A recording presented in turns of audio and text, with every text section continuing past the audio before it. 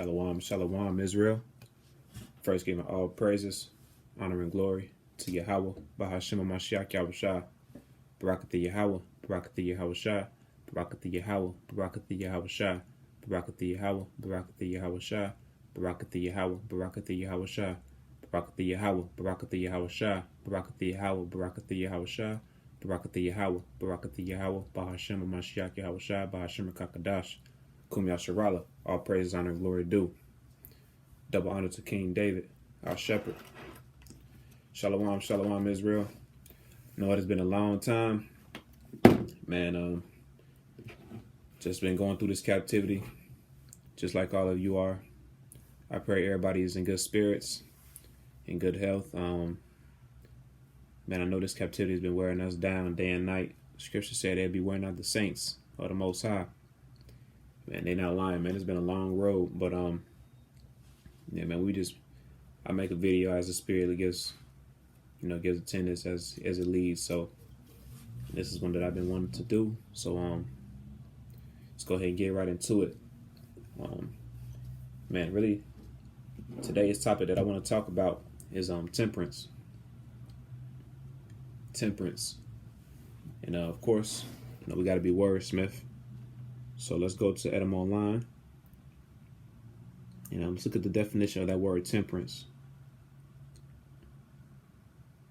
Temperance. So now it says self-restraint, moderation, to moderate, sobriety, discretion, or self-control.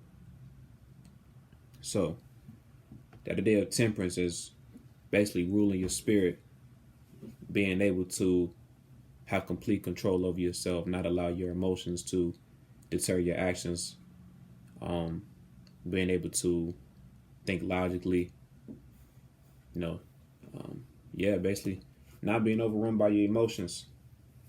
And that is a part of the fruit of the Spirit, having temperance, having self-control. And it's a process. Not everybody has it. I know I for sure I'm working on it myself, because we're not perfect, of course. It's a day-by-day process trying to learn temperance, self-control in the little things. Of course, the best way you learn it, it's all the best teacher's experience itself. And so you just learn through the little things that you know that you're tended to be addicted, I don't want to say addicted to, but things that you do a lot. Or it can go for anger, it can go for things you may be watching, things you may be doing, things that you put your effort into. Maybe some things aren't always necessary for you to put your full attention to it. Because think about social media, right? You don't want to have self-control of how much you watch. You don't want to be sitting on your phone for 3 hours a day on TikTok. It could be so addicting. It could be so, because look at the algorithm thing that they put in front of you. The more that you watch, thing that you like, they're going to send you more of that. And you get addicted to it to where you're like, damn, 4 hours in the past. I've been sitting in my bed 4 hours on TikTok this whole time, and I ain't did nothing all day, So that's just a small part of temperance, having self-control over just even not letting your it's a lot for that, but not letting your emotions dictate your actions and everything. So first, let's get a few scriptures about this. And first, I would like to go to Galatians chapter 5, because temperance is a part of the fruit of the Spirit. Let's go to Galatians chapter 5 and let's read starting at verse 22.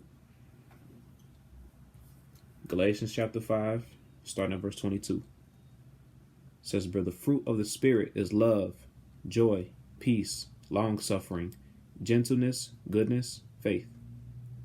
Verse 23, "Meekness, temperance. Against such there is no law."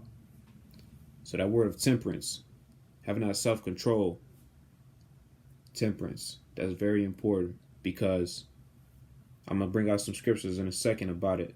What the scriptures say about having that self-control and ruling over your spirit is so important, because if we don't have that, we can make rash decisions that we may regret later. Or, once your emotions get so involved, you can do things where you could be so blurred in the moment, heat of the moment, you could be so revved up, and then after the fact, you're like, damn, I should have had more self-control. I should have been more mindful of my emotions, because I probably wouldn't have done that now that I'm in in a sober state of mind. Now that I'm level headed, would I make that same decision? Probably not. So it's all about that self control and having that temperance, that full domination of your flesh, like Yahweh Shai did. He, as Katie taught us, man, you gotta stay center line. You gotta have that balance. You just gotta stay focused, and part of that is ruling your spirit. So without further ado, let's go into the scriptures. And my favorite scripture about self-control, and Shalom to Ak Russ, if you're watching this, Shalom, King, peace and blessings. He had brought this out in the breakdown once. It was my first time ever hearing the scripture. And man, that shit hit so home, man. This is in Apocrypha. This is the Ecclesiasticus, also known as the Book of Sirach. Ecclesiasticus chapter 37. Ecclesiasticus chapter 37. And we'll read verses 27 and 28. And it reads, it says, "My son, prove thy soul and thy life, and see what is evil for it, and give not that unto it." So, what does this mean? It's basically saying, do some self-evaluation, do some reflection. He said, if there's anything evil in your life, and that doesn't mean it's necessarily bad, in a way. It mean, of course, evil, yes, but you can think of it even on a broader scale, like things that may not be profitable. Think about it that way. Give not that unto. I just jumped the gun a little bit. Let's read verse 28 and we'll come back.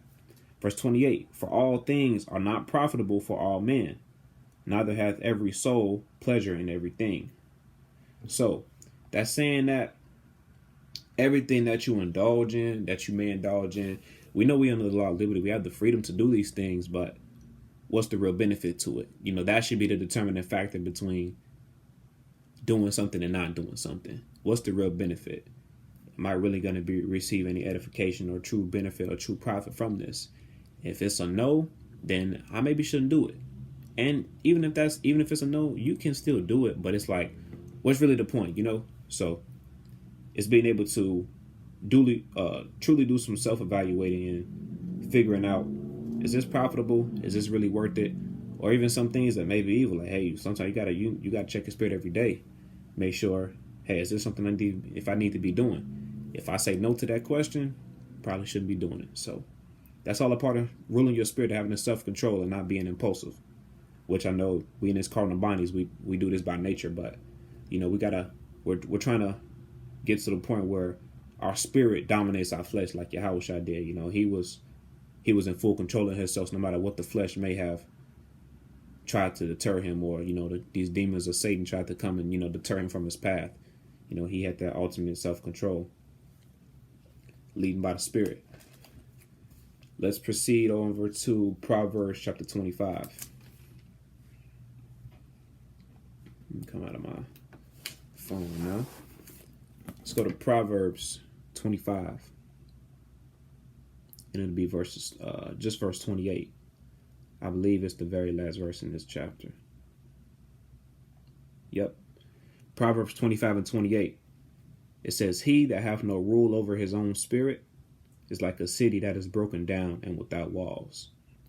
So if you don't have no self-control, you can just allow outside things to take over you. It's basically what Solomon's saying.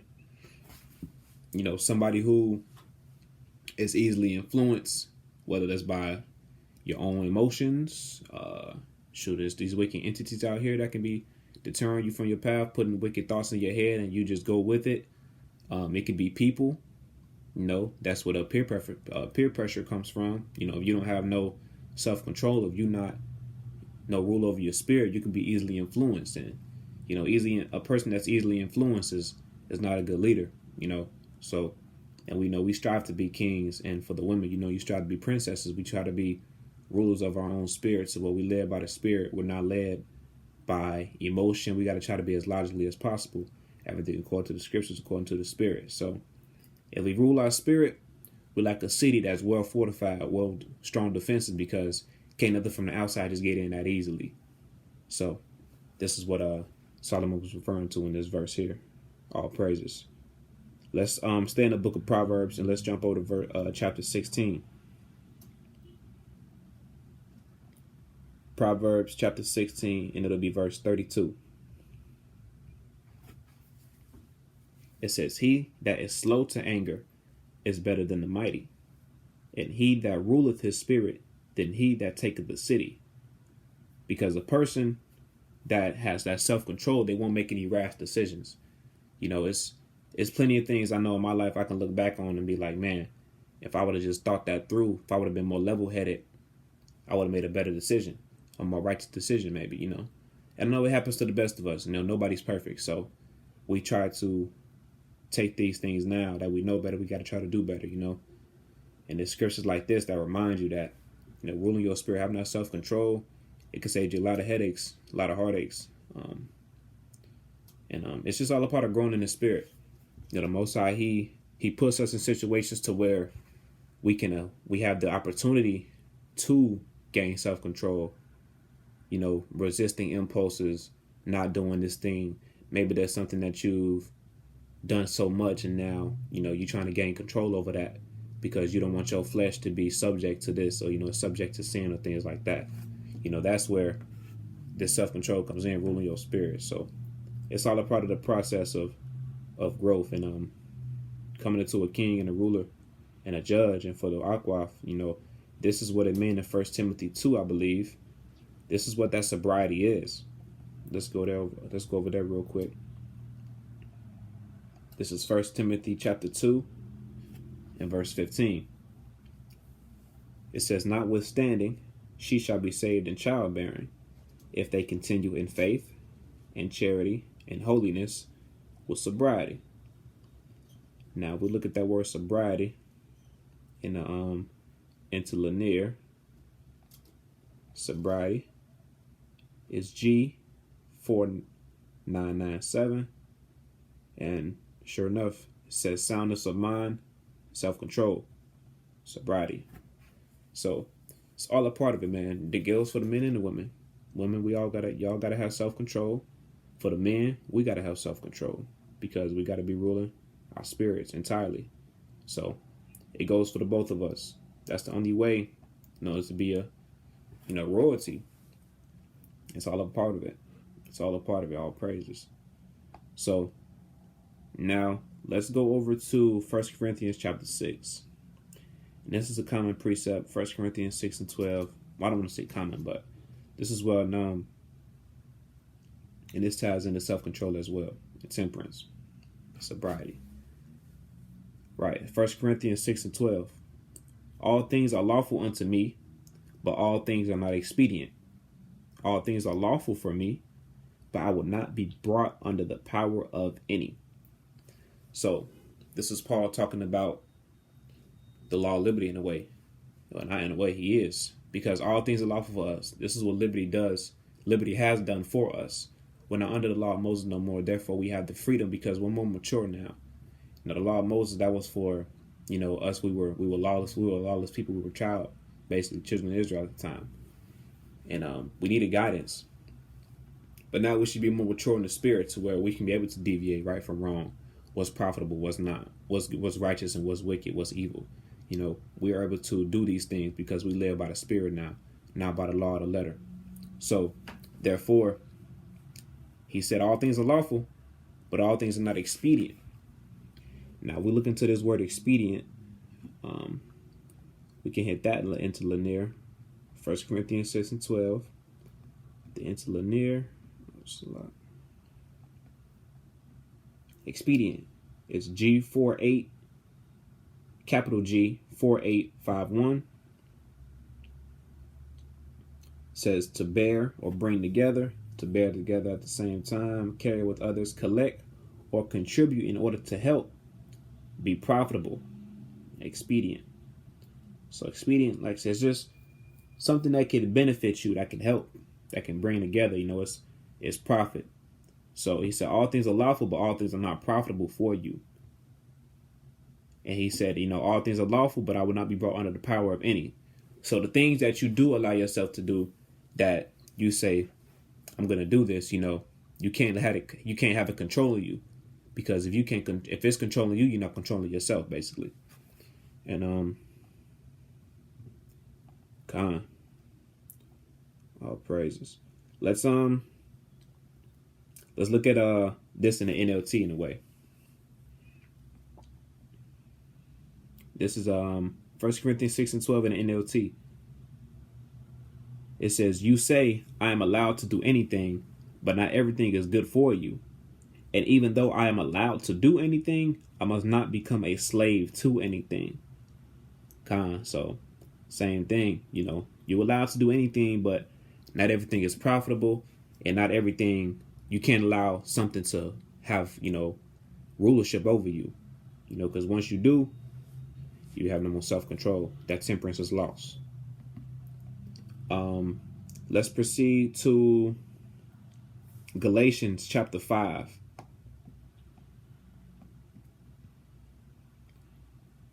Galatians chapter 5, and let's read verse 13. Galatians 5 and 13. It says, "For, brethren, ye have been called unto liberty. Only use not liberty for an occasion to the flesh, but by love serve one another." So, we have the liberty, the law of liberty. That's what it is. It set us free. But we can't make sure that we're using this thing for an occasion to the flesh. You can't say, "Oh, I got the freedom to do this, so I'm going to just fuck around and just keep doing this." Well, because I got the freedom to do it. So that's what Paul said. You got to be careful. Don't just be letting it be an occasion to the flesh. You giving into it. Now that shit got power over you. Now you done lost your temperance. Now your liberty is being used for maliciousness, or, a way to sin, and, basically try to think you getting away with something.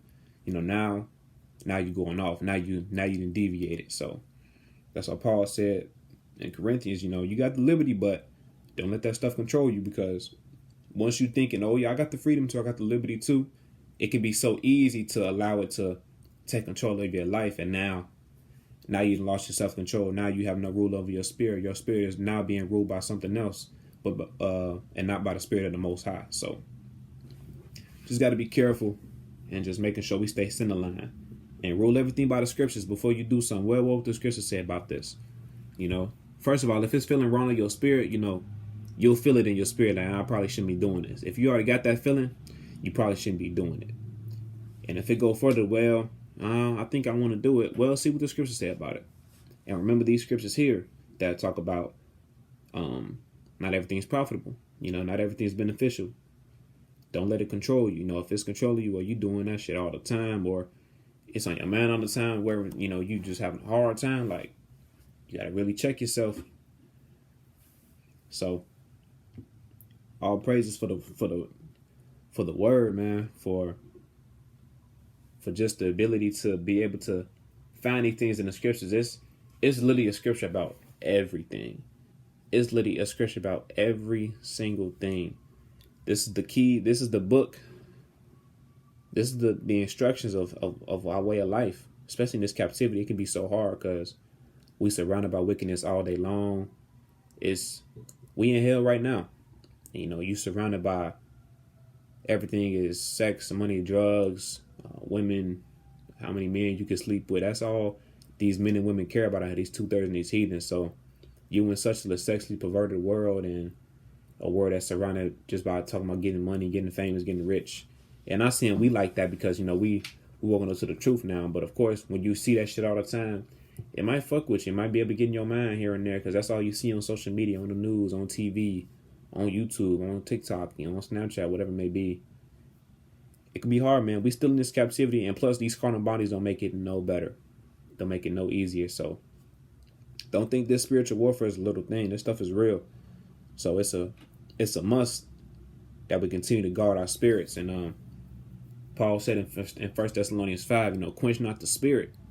Because if you're not filling your spirit with this word, with this truth, you were just allowing everything else to come and fill your spirit with something else that's not of the Most High. And now you off, and you didn't fell so far away to the point of no return, to where things may not be, the same no more. And it could be a whole road that you'll never return from. So we just got to make sure we guarding our spirits, and we feeding our spirit the right things, to where we stay in that mindset, we stay kingdom minded, because you have better self-control automatically, because your spirit will be convicted if you want to do something that you don't think you should be doing, or things of that nature. So it's just a blessing that we have this word to lean on. And my next precept, this will be my last one. I'm just keeping this short and simple, short and sweet. This is 1 Corinthians chapter 10 and verse 23. And this is a direct precept to 1 Corinthians 6 and 12. This is 1 Corinthians chapter 10, verse 23. It says, all things are lawful for me, but all things are not expedient.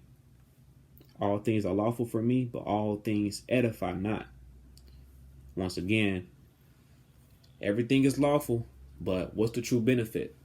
What's the true edification? Where is the profit? Where is what you're about to do, what you're thinking about doing, will that elevate you spiritually? Will that elevate you in a way that's beneficial?